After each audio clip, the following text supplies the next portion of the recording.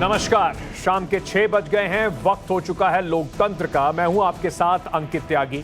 आप इस वक्त टाइम्स नाउ नव भारत के साथ हैं। सीधे इस बड़ी ब्रेकिंग न्यूज से आज की शुरुआत करते हैं कार्यक्रम की। और ये ब्रेकिंग न्यूज जहांगीरपुरी हिंसा से जुड़ी हुई है। केस में अभी तक जो जिस तरीके से हमारे पास जो खबर आ रही है वो 2 और आरोपियों की गिरफ्तारी की खबर है। पुलिस ने, दिल्ली पुलिस की क्राइम ब्रांच ने 2 आरोपियों को, यूनुस और शेख सलीम को गिरफ्तार किया है। यूनुस और शेख सलीम पर तलवार बांटने का आरोप लगाया गया है। दिल्ली पुलिस अब तक 33 लोगों को गिरफ्तार कर चुकी है। हिंसा के मुख्य आरोपियों को न्यायिक हिरासत में भेज दिया गया है। तो क्राइम ब्रांच का एक्शन तेज गति से बढ़ता हुआ। दिल्ली में जो दंगे जहांगीरपुरी में देखने को मिले थे उस पर उन्होंने 2 और लोगों पर कार्रवाई करते हुए उन्हें गिरफ्तार कर लिया है और न्यायिक हिरासत में उन्हें भेज दिया गया।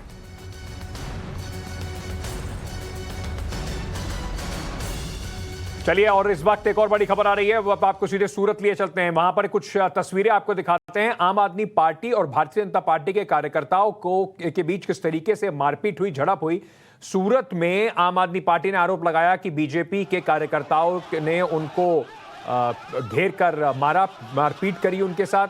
ये आप तस्वीरें देख रहे हैं किस तरीके से वहां पर कुछ लोग झुंड बनाकर जो दूसरी पार्टी के कार्यकर्ता हैं उन पे ऊपर पूरा तरीके से हमला कर रहे हैं। आरोप आम आदमी पार्टी की तरफ से ये लगा है कि ये सब बीजेपी के कार्यकर्ता थे जो आम आदमी पार्टी के कार्यकर्ताओं के ऊपर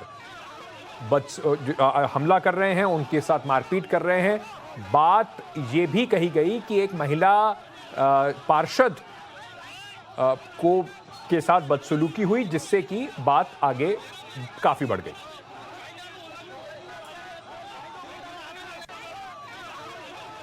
और गुजरात से जुड़ी हुई एक और अहम ब्रेकिंग न्यूज इस वक्त आपको बता देते हैं। हार्दिक पटेल कांग्रेस के गुजरात में जो वर्किंग प्रेसिडेंट के पद पर थे, पिछले कुछ दिनों से लगातार बयानबाजी कर रहे थे, कांग्रेस आला कमान का ध्यान खींचने की कोशिश कर रहे थे। उन्होंने अपने ट्विटर हैंडल से अब कुछ बदलाव करते हुए हार्दिक पटेल के सामने जो गुजरात कांग्रेस के वर्किंग प्रेसिडेंट का जो उन्होंने लगाया हुआ था, लिखा हुआ था, उसको हटाकर अब उन्होंने कार्यकारी अध्यक्ष को हटाकर हार्दिक पटेल ने अपने आप को सिर्फ सामाजिक और राजनीतिक कार्यकर्ता बताया है।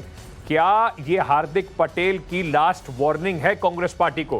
क्योंकि लगातार जिस तरीके से वो बयानबाजी करते हुए आ रहे हैं उससे लगता यही है कि कांग्रेस और हार्दिक पटेल के बीच में तनातनी जो है वो और बढ़ गई है।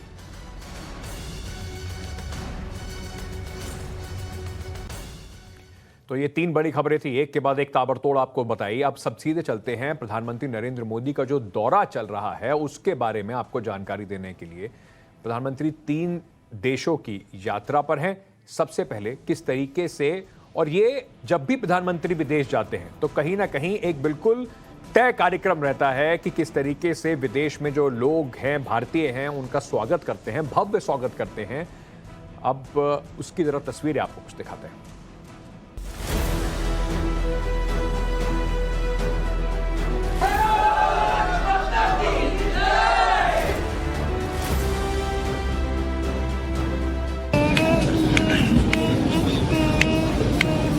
वाह,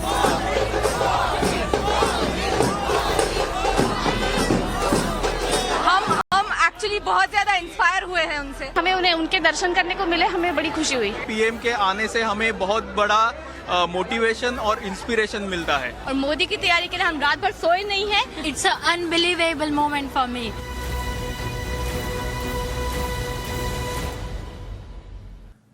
प्रधानमंत्री नरेंद्र मोदी आज 3 देशों के यूरोपीय दौरे पर पहुंचे। जर्मनी से शुरुआत हुई। प्रधानमंत्री का भव्य स्वागत किया गया। हर बार जिस तरीके से हमने देखा है कि भारतीय इकट्ठे होकर किस तरीके से प्रधानमंत्री नरेंद्र मोदी के स्वागत में पहुंचते हैं, वो एक बार फिर से बर्लिन में भी दिखाई पड़ा। एयरपोर्ट पर उन्हें गार्ड ऑफ ऑनर दिया गया और उसके बाद प्रधानमंत्री भारतीय समुदाय के लोगों से उन्होंने मुलाकात की। साल 2022 में प्रधानमंत्री नरेंद्र मोदी का ये पहला विदेश दौरा है।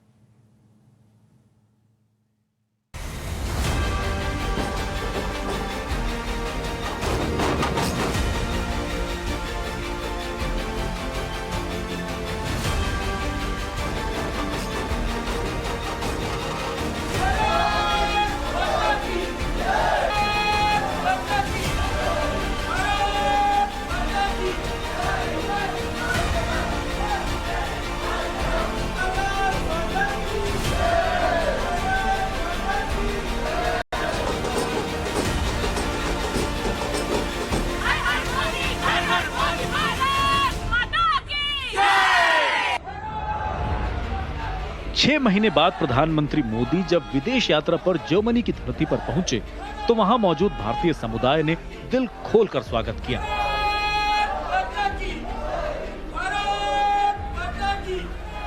मोदी मोदी का घोष हो रहा था, भारत माता की जय के नारे लग रहे थे।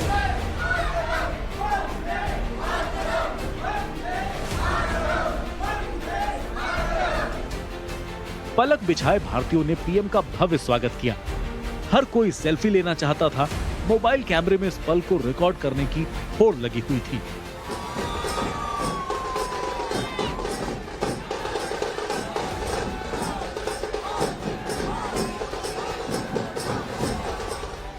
इस भीड़ में प्रधानमंत्री के कुछ नन्हे फैंस भी मौजूद थे। उसी भीड़ में पीएम मोदी को एक बच्ची मिली। बच्ची पीएम की तस्वीर बनाकर उन्हें भेंट करने आई थी। मोदी को अपना आइकन मानने वाली इस बच्ची से पीएम का संवाद सुनिए। क्या बनाया तुमने? अच्छा, क्यों बनाया? क्योंकि आप मेरे आइकॉन हो। बहुत अच्छा था। कितना टाइम लगा इसको बनाने में 1 घंटा और बाकी के हाँ, वाह। बेटे आप साइन करवाने थे? फोटो निकालने। बेटे आप तो फोटो निकालने साइन कर दो।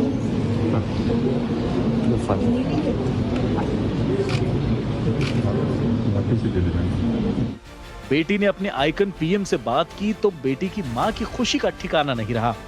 मोदी जी का दौरा जो है वो हम भारतवासियों के लिए जो कि बर्लिन में रहते हैं, जर्मनी में रहते हैं, एक दिव्य स्वप्न की तरीके से है, क्योंकि भारत में जो भी कुछ मोदी जी करते हैं वो हम यहाँ पर पूरी नजर रखते हैं कि मोदी जी क्या कर रहे हैं हमारे देश के लिए, और इतना गौरवान्वित हम महसूस करते हैं। यहाँ पर रहकर लोगों को बताते हैं कि हमारा देश भारत भी किस तरह से प्रगति के मार्ग पर आगे चल रहा है, और हम किसी भी तरीके से जर्मनी हो या किसी भी यूरोपियन कंट्री हो उनसे पीछे नहीं है।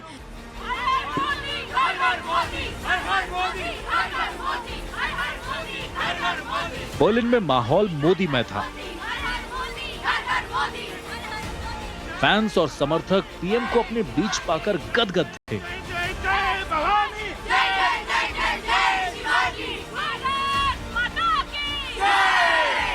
इसी बीच पीएम के सामने एक और बच्चा पहुंचा। बच्चे ने पीएम को देशभक्ति का गीत सुनाया। मोदी मंत्र मुग्ध होकर गीत सुनते रहे। बच्चे के साथ गाना गुनगुनाया भी।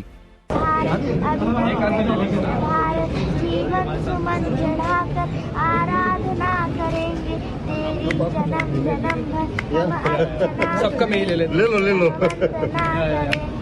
महिमा महान तू है, गौरव निधान तू है, तू प्राण है हमारी, जननी समान तू है, तेरे लिए जिएंगे, तेरे लिए मरेंगे। वाह, बढ़िया। रूस यूक्रेन जंग को लेकर जब ज्यादातर देश दो धड़ों में बटे हुए हैं, ऐसे समय में प्रधानमंत्री मोदी का 3 यूरोपीय देशों का दौरा काफी महत्वपूर्ण हो जाता है। प्रधानमंत्री जर्मनी के बाद डेनमार्क और अंत में फ्रांस जाएंगे। ये तीनों ही मुल्क रूस यूक्रेन की जंग में बढ़ चढ़कर यूक्रेन को सपोर्ट कर रहे हैं। वहीं भारत ने अब तक इस मुद्दे पर अपनी नीति तटस्थ बनाए रखी है। भारत ने साफ कर दिया है कि पीएम के दौरे को कतई युद्ध से जोड़कर ना देखा जाए। पीएम जर्मनी में आईजीसी की बैठक के साथ साथ जर्मन चांसलर ओलाफ शोल्ज से ये पहली मुलाकात है। 3 मई को डेनमार्क की 24 घंटे की यात्रा के दौरान पीएम मोदी भारत डेनमार्क व्यापार गोलमेज सम्मेलन में भाग लेंगे और साथ ही डेनमार्क में भारतीय समुदाय के साथ भी बैठक करेंगे। इसके बाद अपनी यात्रा के अंतिम चरण में प्रधानमंत्री मोदी कुछ समय के लिए फ्रांस में रुकेंगे, जहां वो फ्रांसीसी राष्ट्रपति इमैनुअल मैक्रों से मुलाकात करेंगे। दोनों देशों के बीच रक्षा और आतंकवाद विरोधी नीति पर बातचीत होगी। लेकिन यहाँ भी रूस को लेकर भारत के संबंधों की छाया बातचीत पर छाई रह सकती है। बहरहाल भारत ने यह साफ कर दिया है कि पीएम की यात्रा का मकसद भारत के साथ तीनों देशों का द्विपक्षीय संबंध है और इसे किसी तीसरे देश के साथ उसके मौजूदा तनाव से जोड़कर देखा नहीं जा सकता। ये रिपोर्ट टाइम्स नाउ नव भारत। इस वक्त कुछ लाइव तस्वीरें जर्मनी से आ रही हैं, आपको सीधे वो तस्वीरें दिखाते हैं। प्रधानमंत्री नरेंद्र मोदी और जो जर्मन डेलीगेशन है उसके बीच, भारत का डेलीगेशन और जर्मन डेलीगेशन के बीच में जो इस समय ऑफिशियल जो बायलैटरल बातें हैं, द्विपक्षीय बातें जो जिस तरह से चल रही हैं, विचार विमर्श जो चल रहा है, उसकी ये तस्वीरें आप देख सकते हैं। वहाँ पर जर्मन चांसलर मिस्टर शॉल्स भी बैठे हुए हैं और साथ ही साथ प्रधानमंत्री नरेंद्र मोदी, विदेश मंत्री एस जयशंकर और भारत का जो पूरा जो टीम गई है, जो दौरा इस प्रधानमंत्री के दौरे के लिए जो टीम वहाँ पर गई हुई है, इस वक्त प्रधानमंत्री जो अहम बैठक है वहाँ पर बैठे हुए बातचीत चल रही है। जर्मनी, फ्रांस और डेनमार्क का ये पूरा प्रधानमंत्री नरेंद्र मोदी का दौरा, जिसमें प्रधानमंत्री नरेंद्र मोदी 3 दिन में 3 यूरोपीय देशों के जो राष्ट्राध्यक्ष हैं उनसे बात करेंगे और साथ ही साथ भारत के जो द्विपक्षीय संबंध हैं उन्हें और सुदृढ़ बनाने के लिए पहल करेंगे। दानिश मेरे सहयोगी इस वक्त हमारे साथ बर्लिन से जुड़ रहे हैं। दानिश, ये जो तस्वीरें इस वक्त आ रही हैं, द्विपक्षीय बातचीत जिस तरीके से चल रही है प्रधानमंत्री नरेंद्र मोदी और जर्मनी के चांसलर हैं उनके बीच में, डेलीगेशन के बीच में, क्या है मुख्य एजेंडे पर? भारत की उम्मीद क्या होगी इस दौरे से?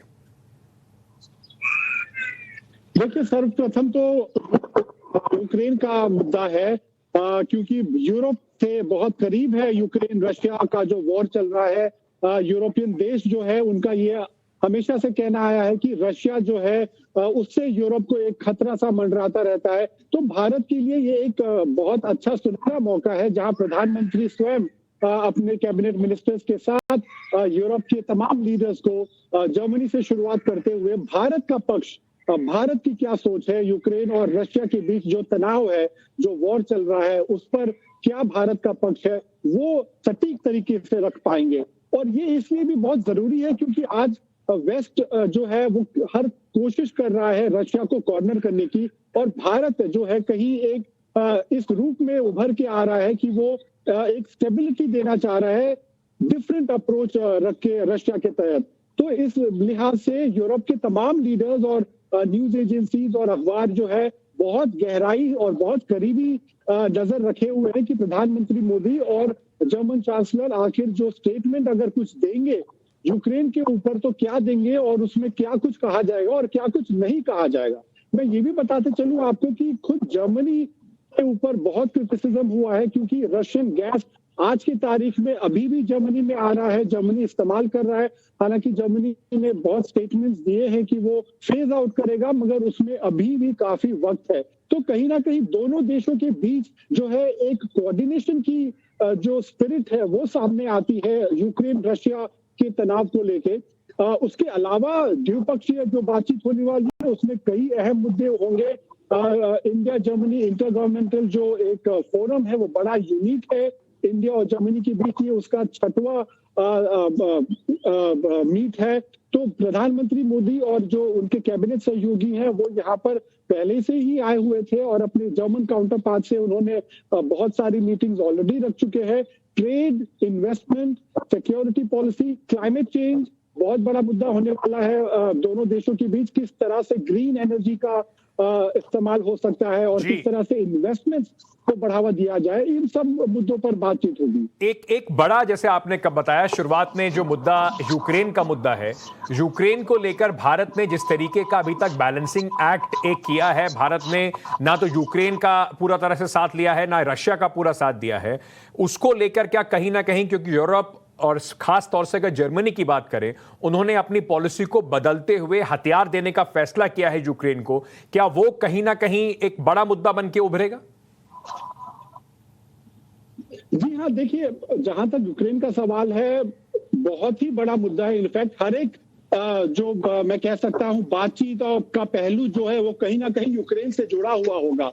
और ये जो आर्म्स का जो मुद्दा है उसके अंदर एक और इश्यू सामने आ रही है कि जर्मनी चाह रहा है कि वो किस तरह से भारत को तैयार करे यूरोपियन डिफेंस कंपनीज की तरफ नजर रखने की, क्योंकि अब तक जो है कई अरसे से इंडिया और रूस का गहरा संबंध रहा है डिफेंस के मामलों में।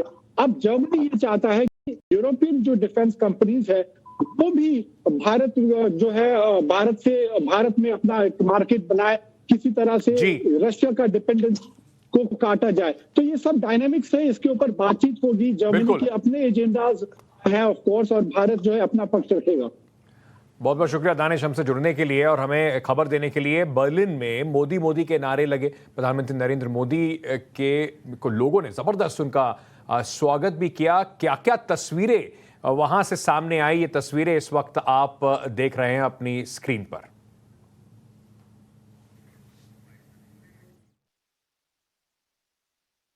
यहाँ पे वो आए, उनको जो यहाँ पे गवर्नमेंट, जर्मन गवर्नमेंट जो उन्हें प्रोटोकॉल दे रहा है वो देख के हमें भी अच्छा लग रहा है कि हमारे लीडर को इतना रिस्पेक्ट मिल रहा है।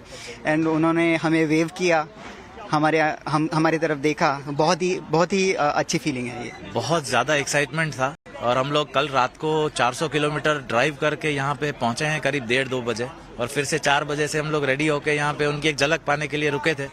तो 2 घंटे से, और ठंड भी काफ़ी है। मैं बहुत ही ज़्यादा उत्साहित हूँ। मैं पहले से मिलने से उनके लिए बहुत उत्साहित था, और जैसे ही उनकी झलक पाई, 5 सेकंड की उस झलक ने पूरे चेहरे खिला दिए हमारे, और मन में एक शांति सी कि हाँ वो यहाँ आए और उनका हम इतनी नज़दीक से देख पाए। बहुत ही ज़्यादा खुशी है इस बात। चलिए, प्रधानमंत्री नरेंद्र मोदी का दौरा अगले 2 दिन जारी रहेगा, हमारी विशेष कवरेज भी जारी रहेगी। लेकिन अब बात करते हैं भारत की और राजनीति जो महाराष्ट्र में इस वक्त पूरे उबाल पर है। बात करते हैं राज ठाकरे की।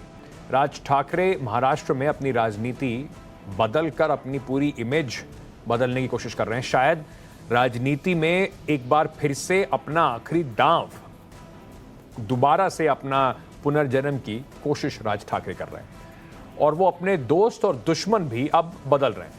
हिंदुत्व के मुद्दे पर शिवसेना को घेरने का कोई मौका नहीं छोड़ रहे राज ठाकरे। हनुमान चालीसा और लाउड स्पीकर को लेकर पहले ही वो महाराष्ट्र सरकार के खिलाफ मोर्चा खोल चुके हैं और अब वो अयोध्या यात्रा पर जाने वाले हैं। समझना मुश्किल नहीं है कि शिवसेना को हिंदुत्व के मुद्दे पर बुरी तरह से घेरना चाहते हैं। अपने चचेरे भाई उद्धव ठाकरे जो इस समय मुख्यमंत्री हैं महाराष्ट्र के, उनको पूरे तरीके से राज ठाकरे अपने चक्रव्यूह में लाना चाहते हैं। राज ठाकरे के मन में चल क्या रहा है और इस तरीके से उनकी राजनीति में बदलाव क्यों आया है, इस रिपोर्ट में दिखाते हैं।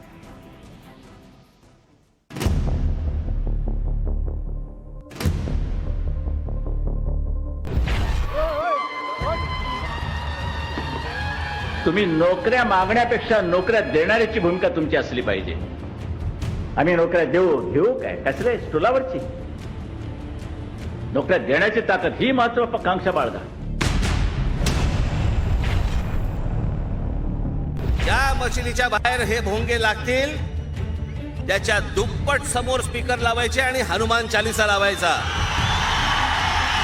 ज्या प्रकारे या लाऊड स्पीकरचा सकाळी 5 वाजल्यापासून जो त्रास होतो, कोणत्या धर्म, कुठच्या धर्मामध्ये लिहिलेलं लाऊडस्पीकर, जेव्हा धर्म बदला तेव्हा लाऊडस्पीकर होता काय? किसी जमाने में बाला साहेब ठाकरे की 2 आंखें कहे जाने वाले राज और उद्धव अब एक दूसरे को फूटी आंख नहीं सुहाते। भाइयों का प्यार अब सियासी दुश्मनी की मिसाल बन गया है। राज ठाकरे का ये पोस्टर इसी तलखी की एक किस्त भर है। स्टाइल बाला साहेब वाली, पोशाक बाला साहेब की तरह, राजनीति भी शुद्ध बाला साहेब ठाकरे की। इस पोस्टर के जरिए एमएनएस ने अयोध्या चलो का नारा दिया। जून को लाव लश्कर के साथ राज ठाकरे अयोध्या जाएंगे। अपील की गई कि भारी संख्या में अयोध्या यात्रा में राज ठाकरे के सहभागी बने, ताकत का प्रदर्शन करें। समजा उत्तर प्रदेश मध्ये जर समजा लाऊडस्पीकर जर उतरवले जाऊ शकतात, तर माझ्या महाराष्ट्रात का नाही उतरवले जाऊ शकत?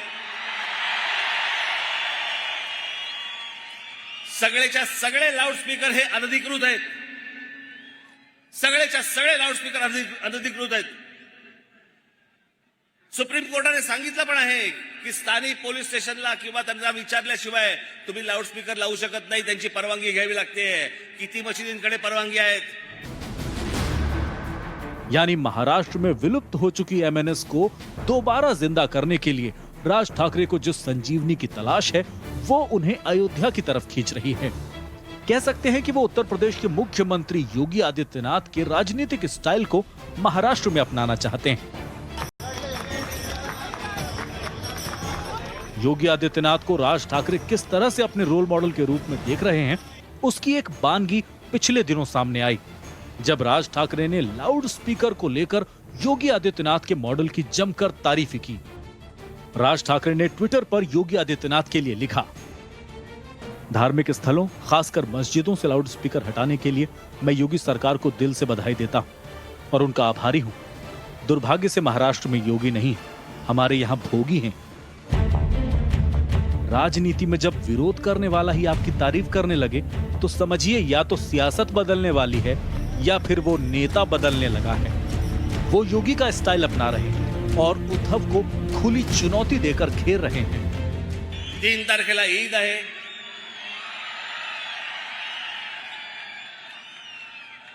त्यांच्या सणामध्ये मला कुठच्याही प्रकारचं विष घालवायचं नाही। 4 तारखेपासून ऐकणार नाही।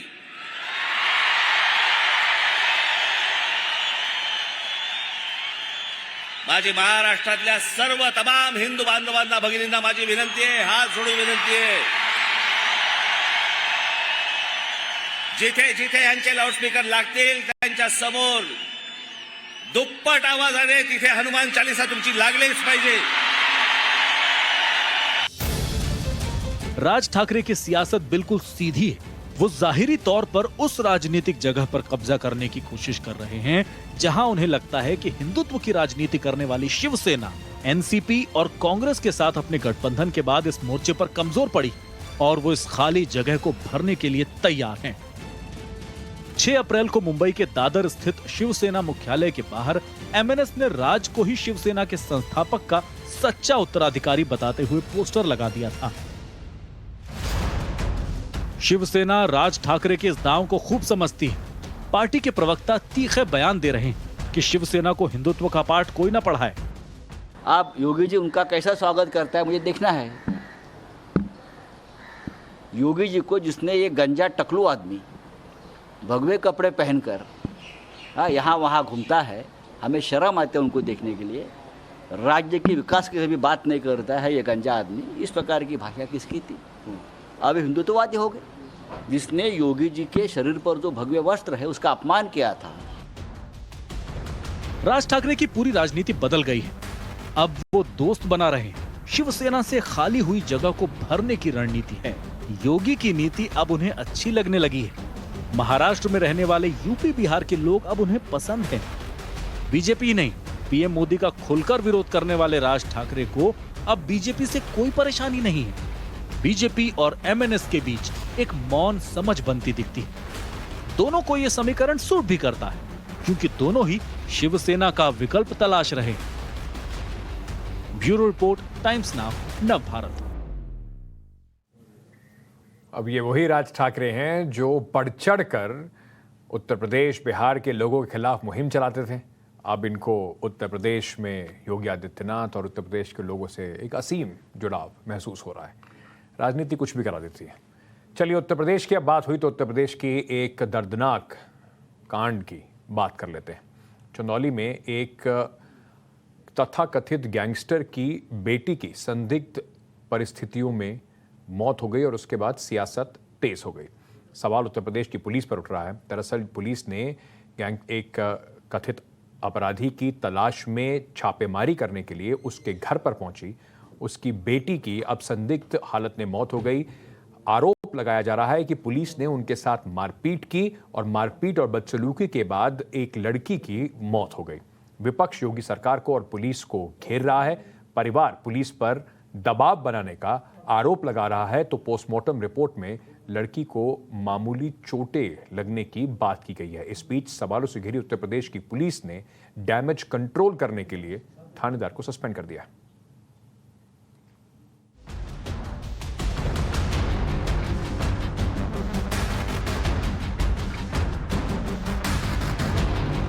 गैंगस्टर की तलाश में पुलिस का छापा और कुछ देर के बाद गैंगस्टर की बेटी की संदिग्ध मौत।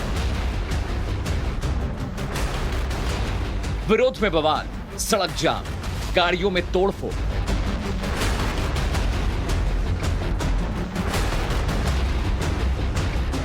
इलाके में तनाव है। चंदौली पुलिस कटघरे में खड़ी। लड़की की संदिग्ध मौत ने यूपी की राजनीति को भी चार्ज कर दिया। खुद अखिलेश यादव ने मोर्चा खोला और यूपी पुलिस पर गंभीर आरोप लगाए। वहीं पुलिस पर आरोप लगाए जाने पर डिप्टी सीएम केशव प्रसाद मौर्य ने इसे अखिलेश यादव की बौखलाहट बता दी। पुलिस ने जानबूझ करके घटना की है, पुलिस ने जात के आधार पर घटना की है। जो वहाँ के इंस्पेक्टर हैं या जो वहाँ के पुलिस के लोग हैं, उन्होंने जानबूझ कर ये घटना की है केवल डराने के लिए। अगर उसकी बहन की जान गई है और बहन अस्पताल में है तो इन पुलिस वालों पर 302 का मुकदमा दर्ज होना चाहिए। इन्हीं की वजह से जान गई है। पोस्टमार्टम भी हो गया है, मुकदमा भी दर्ज हो गया है, घटना दुखद है, उसकी जांच होने दीजिए। ऐसे सवाल मत करिए कि जिससे और उस खबर को ऐसा बनाएं जिससे गलत मैसेज जाए। दरअसल लड़की के पिता गैंगस्टर कन्हैया यादव के घर दबिश देने गई पुलिस को गैंगस्टर तो नहीं मिला, लेकिन पुलिस टीम के लौटने के बाद संदिग्ध परिस्थितियों में उसकी बेटी की मौत हो गई। अब गांव के लोग और परिवार वाले मौत की वजह पुलिस की मारपीट को बता रहे हैं। डायरेक्ट घर में घुसे लोग, हम लोग छत पे थे, हम नीचे दरवाज़ा बंद करने के लिए आए, तब तक ये घर में प्रवेश कर चुके थे। मेरे विरोध करने के बाद इन लोगों ने मुझे मारा। उसके बाद मेरी दी को मारते मारते उस रूम में ले गए। उसके बाद हमको इस रूम में 8-10 लोग मारते रहे और उस रूम में दी को 2 लेडीज़ पुलिस और 8-10 पुलिस वाले मारते रहे। दी चिल्ला रही थी कि गुंजा किसी को बुलाओ, बचाओ बचाओ, लेकिन नहीं। लेकिन पोस्टमार्टम रिपोर्ट में मारपीट के कोई सबूत नहीं मिले। 4 डॉक्टर्स ने पोस्टमार्टम रिपोर्ट तैयार किया है। सूत्रों के मुताबिक पोस्टमार्टम रिपोर्ट में गले में खरोंच और जबड़े पर मामूली चोट की बात सामने आ रही है। हालांकि पुलिस ने एक्शन लेते हुए थानेदार को सस्पेंड कर दिया है। वरिष्ठ अफसरों को जांच का जिम्मा सौंपा गया है। चंदौली के बारे में वहां के डिस्ट्रिक्ट मजिस्ट्रेट और पुलिस अधीक्षक ने प्रेस वार्ता करके सभी चीज़ों को स्पष्ट कर दिया है। मृतका का पोस्टमार्टम एक पैनल के द्वारा कराया गया है तथा उस पैनल में की वीडियोग्राफी भी कराई गई है। इसके अतिरिक्त घर वालों के जो भी पक्ष था उसके हिसाब से अभियोग भी पंजीकृत कराया गया है और संबंधित थानाध्यक्ष के विरुद्ध भी कार्रवाई की गई है। एसपी ने स्पष्ट किया है कि विवेचना के परिवार वालों ने पोस्टमार्टम रिपोर्ट पर सवाल उठाया है और पुलिस पर दबाव बनाने का आरोप लगाया है। हालांकि पुलिस जांच का भरोसा तो दे रही है, लेकिन परिवार वालों को इस जांच पर भरोसा नहीं है। विपक्ष मांग कर रहा है कि जब जांच करने वालों पर ही आरोप है तो फिर इसकी निष्पक्षता कैसे सिद्ध होगी। Bureau report, times now, Navbharat. छोटा सा एक ब्रेक ले रहे हैं इस वक्त। खबरों का सिलसिला इसके बाद भी लोकतंत्र में जारी है। बने रहिए हमारे साथ। चलिए अब बात करते हैं ज्ञानव्यापी मस्जिद से जुड़े हुए विवाद की, जो इन दिनों फिर से सुर्खियों में है। वाराणसी की एक अदालत ने श्रृंगार गौरी केस में काशी विश्वनाथ ज्ञानव्यापी मस्जिद के वीडियोग्राफी का ऑर्डर दिया है, जिसे मस्जिद मैनेजमेंट कमेटी ने मानने से इनकार कर दिया है। ज्ञानव्यापी मस्जिद कमेटी ने कोर्ट के ऑर्डर के एडवोकेट कमिश्नर को किसी सूरत में मस्जिद में दाखिल नहीं होने देने का ऐलान किया है और साथ ही साथ जो उच्च अदालत है उसमें जाने का भी फैसला लिया है। ऐसे में सवाल उठता है कि देश के संविधान पे जिस तरीके से कोशिश की जा रही है कि क्या मस्जिद के अंदर अगर वीडियोग्राफी होती है और कोर्ट ऑर्डर देता है तो उसे रोका जा सकता है। इस विवाद पर पूरी कहानी समझने के लिए हमारी एक्सक्लूसिव रिपोर्ट देखिए।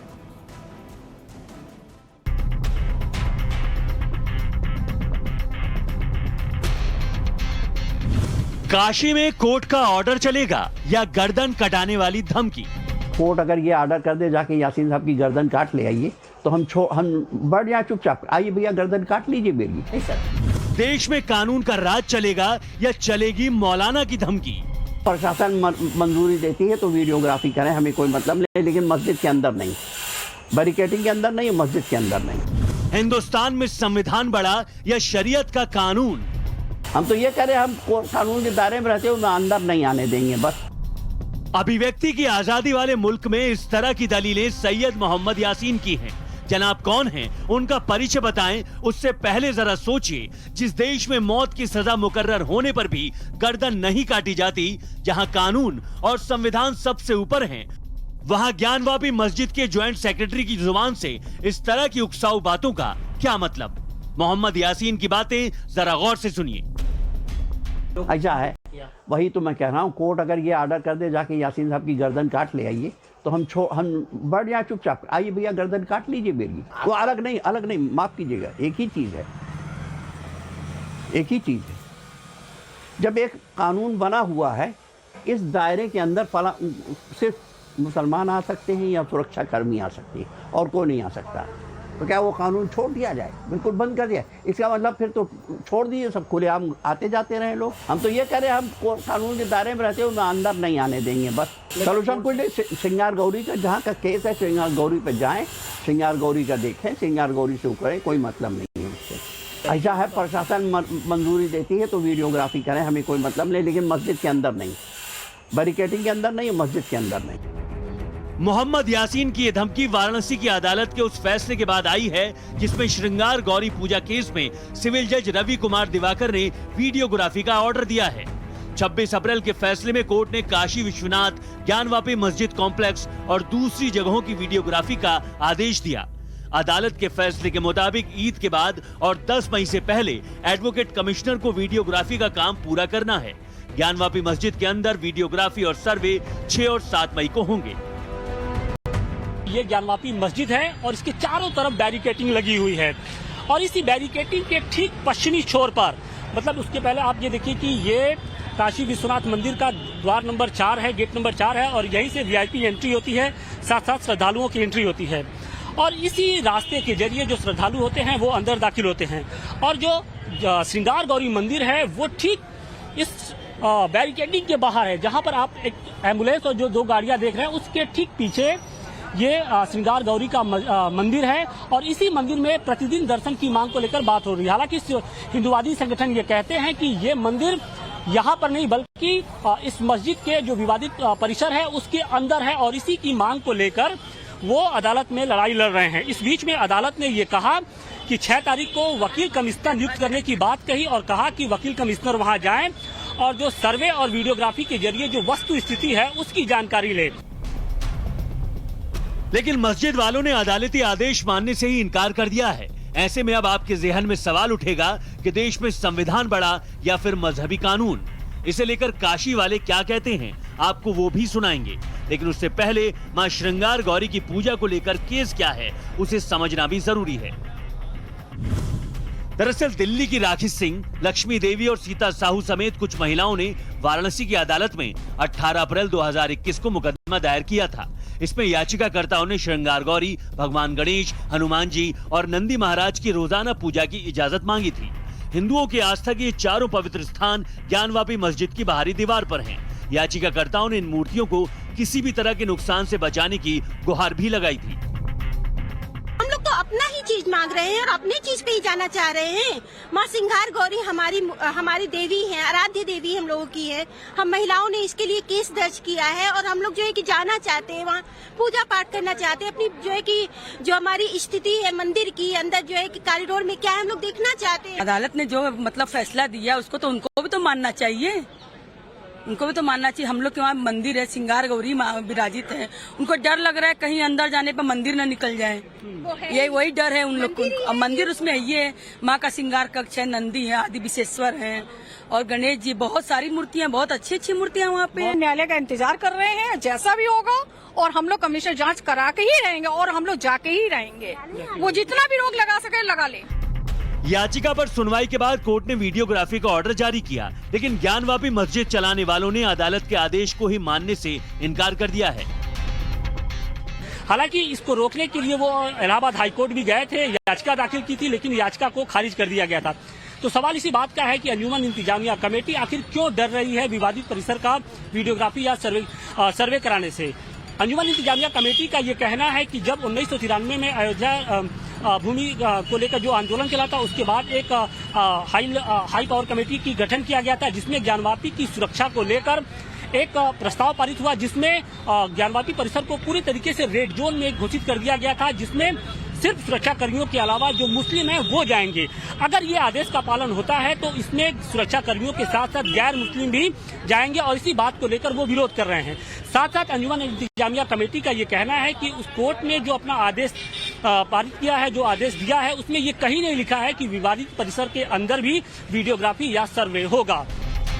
तो मस्जिद कमेटी वीडियोग्राफी का विरोध 1993 के सुरक्षा प्लान की दुहाई देकर कर रही है, लेकिन जब हाईकोर्ट ने भी उसकी अपील खारिज कर दी, ऐसे में अदालती आदेश की नाफरमानी की मंशा पर हिंदूवादी संगठन सवाल उठा रहे हैं। हमें मात्र इतना ही कहना है कि माननीय न्यायालय का आदेश है, उन्हें पालन करना चाहिए। इस देश का हर व्यक्ति माननीय न्यायालय का आदेश का पालन करता है, उन्हें भी पालन करना चाहिए।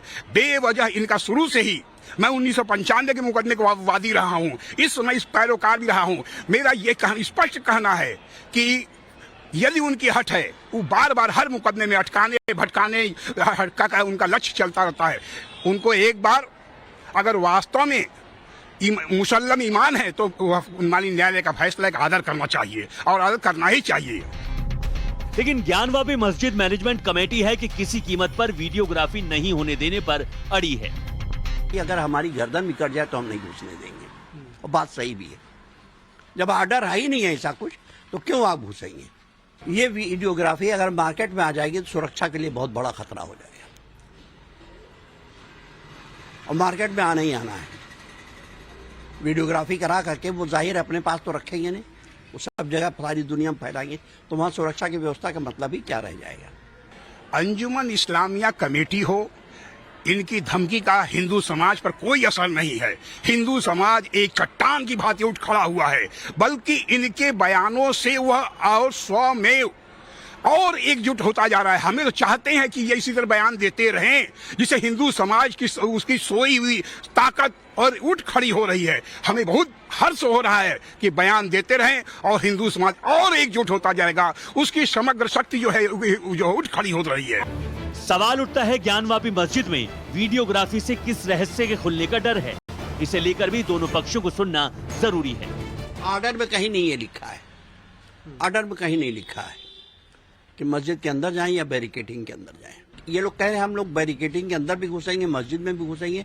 उसको रोकने के लिए हम ये बात कह रहे हैं कि हम बैरिकेडिंग के अंदर, मस्जिद के अंदर घुसने नहीं देंगे। हमें इस पर माननीय न्यायालय जो है जिलाधिकारी से, माननीय कमिश्नर महोदय से कहेंगे कि जो है ज्ञानवापी इंतजाम कमेटी के जो बयान आ रहे हैं वह निरर्थक है, माननीय न्यायालय को न्यायालय के खिलाफ है। हम चाहते हैं कि आप इसको ध्यान दें और जो माननीय फैसला आया हुआ है उसको क्रियान्वयन भूमिका के और तो और हम राष्ट्रपति, प्रधानमंत्री, गृह मंत्रालय को पत्र दें। आपको सुनकर बड़ा आश्चर्य हुआ, गृह मंत्रालय से भी 2 अधिकारी आ रहे हैं क्रियान्वयन करने के लिए।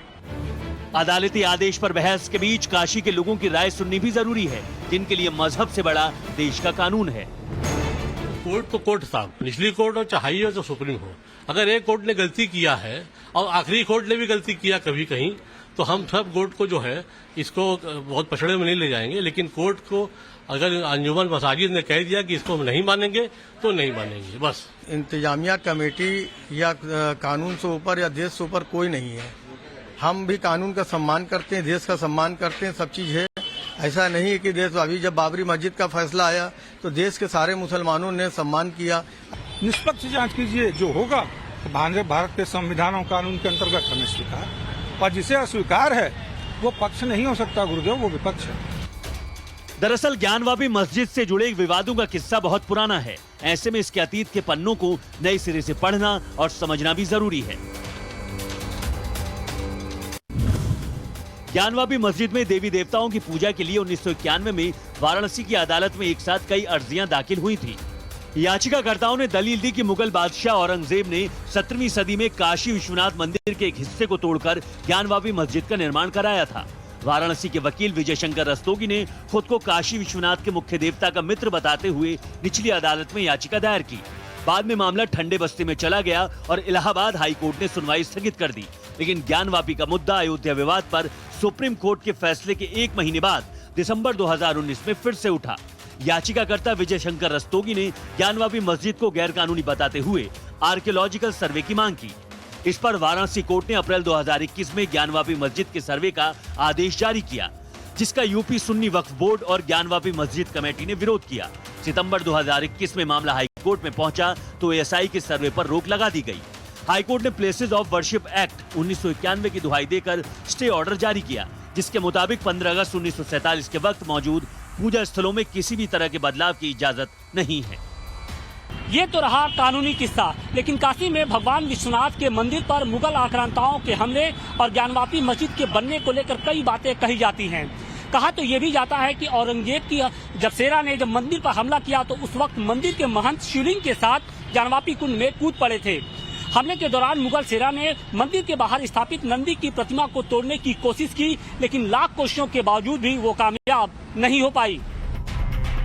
भगवान विश्वनाथ के भक्तों की माने तो वो नंदी आज भी अपने महादेव के इंतजार में मंदिर के उसी पुराने परिसर की तरफ एकटक देख रहे हैं, जिसे अब ज्ञानवापी मस्जिद के नाम से जाना जाता है। बड़ी बात यह कि अब ये नंदी की प्रतिमा काशी विश्वनाथ कॉरिडोर में शामिल हो चुकी है। यह देश संविधान से चलता है, यह देश सरिया और शरीयत से नहीं चलेगा। प्रबंध कमेटी का ये जो भाषा है यह बहुत निंदनीय भाषा है। आप देखिए, आप क्यों डरते हो भाई? आपको क्यों डर लग रहा है? अंधा व्यक्ति अगर जाएगा, आप ज्ञानवापी मस्जिद को देखिए, पीछे का आकार, ठीक है आप अंदर नहीं जा सकता हिंदू, लेकिन जब आप पीछे का आकार देखिए तो एक कोना मंदिर का टूटा हुआ लटका हुआ है। अब ये अदालत फिर इस तरीके से अगर फिर सारी चीज़ों की जांच और फिर उसका सर्वे और उसमें अगर ये करने तो इसका कोई एंड नहीं रहेगा। पूरे हिंदुस्तान में तमाम ऐसी चीज़ें खुलती चली आएंगी तो उसका कोई पिटारा नहीं है। जो स्टेटस को एज इट इज़ उस टाइम पे, आज़ादी के टाइम पे था इन पुरानी चीज़ों का, उसको वैसे ही रहने देना चाहिए इस देश के सौहार्द के नाते, ये मेरा मानना है। काशी विश्वनाथ सिर्फ एक मंदिर नहीं बल्कि मंदिरों का संकुल था। कहा जाता है कि 1669 में औरंगजेब ने जब इस मंदिर संकुल को तोड़ने का फरमान दिया था तो उसकी एक वजह यह भी थी कि औरंगजेब का भाई दारा शिकोह सनातन धर्म के प्रति आकर्षित था और वो यहाँ संस्कृत पढ़ता था। बताया जाता है कि दारा शिकोह ने औरंगजेब और इस्लाम से बगावत की थी, इसलिए औरंगजेब ने 18 अप्रैल 1669 को मंदिर तोड़ने का फरमान जारी किया। दावा किया जाता है कि औरंगजेब के आदेश पर उस वक्त काशी विश्वनाथ मंदिर के एक हिस्से को तोड़कर मस्जिद बना दी गई, जिसे बाद में मुगलिया सल्तनत ने अंजुमन इंतजामिया जामा मस्जिद का नाम दिया, जो बाद में चलकर ज्ञानवापी मस्जिद के नाम से मशहूर हुई। हालांकि मस्जिद कमेटी का दावा अलग है। उसके मुताबिक मुगल शासक अकबर ने अपने धार्मिक प्रयोग दीन इलाही के दौरान काशी विश्वनाथ मंदिर और ज्ञानवापी मस्जिद का निर्माण कराया था। इससे इनकार नहीं किया जा सकता कि दुनिया के सबसे प्राचीन शहरों में एक काशी के अस्तित्व को मिटाने की कई बार कोशिशें हुई, जिसका जिक्र खुद प्रधानमंत्री नरेंद्र मोदी ने भी काशी विश्वनाथ कॉरिडोर के शुभारंभ पर किया था। लेकिन अब नए भारत में कानून और संविधान के मुताबिक काशी के गौरव को लौटाने की अद्भुत और अप्रतिम कोशिश अनवरत जारी है। ऐसे में किसी को भी कानून के राज में मजहबी दीवार खड़ी करने की गैर कानूनी हरकत करने से बाज आना चाहिए। Ashutosh Singh, times of Bharat, Varanasi. चलिए, तो लोकतंत्र में आज के लिए इतना ही। कल फिर होगी मुलाकात देश की बड़ी खबरों के साथ। देखते रहिए टाइम्स नाउ ऑफ भारत।